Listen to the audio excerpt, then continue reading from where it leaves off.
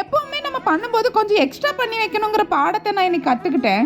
Customer ஒருத்தங்க எனக்கு ஒரு 25 பாக்ஸ் கிஃப்ட் ஹேம்பர் மாதிரி ரெடி பண்ணி தரணும். எங்கள் ஆஃபீஸில் உமன்ஸ் டே செலிப்ரேஷன் பண்ண போகிறோம்னு சொன்னாங்க. என்ன சிஸ்டர், அது முடிஞ்சு 1 மாதம் ஆக போகுது, இப்போதான் செலிப்ரேட் பண்ண போறீங்களான்னு கேட்டதுக்கு, இந்த ஆஃபீஸோட வேற பிரான்ச்சில் ஒர்க் பண்ணுற கேர்ள்ஸ் எல்லாருமே நாளைக்கு தான் மீட் பண்ண போகிறோம், அதான் அந்த உமன்ஸ் டே செலிப்ரேஷனை இப்போ மாற்றி வச்சிருக்கோம்னு சொன்னாங்க. பட்ஜெட் என்னமோ ரொம்ப கம்மியாக தான் கோட் பண்ணியிருந்தாங்க. ஐட்டம்ஸ் நிறைய இருக்கணும்னு கேட்டிருந்தாங்க. அப்போ பேக்கேஜிங்ல பிவிசில வரும் பரவாயில்லையான்னு கேட்டதுக்கு அதுக்கும் ஓகேன்னு சொல்லிட்டாங்க. நானும் கஸ்டமர் கேட்டிருந்த மாதிரி 25 பாக்ஸ்ல உள்ள ஐட்டம்ஸ் எல்லாம் ரெடி பண்ணி வச்சுட்டேன். டெஸ்ட் லிச்சர்ஸ் எதுவும் கெட்டு போயிடக்கூடாதுங்கிறதுக்காக கஸ்டமர் கிளம்புறதுக்கு ஒரு 1/2 hour முன்னாடி தான் எல்லாத்தையும் அசம்பிள் பண்ண ஆரம்பிச்சேன். அசம்பிள் பண்ண ஆரம்பிச்ச பிறகு தான் தெரியுது ஒரு 5 சாக்லேட் குறையுதுன்னு.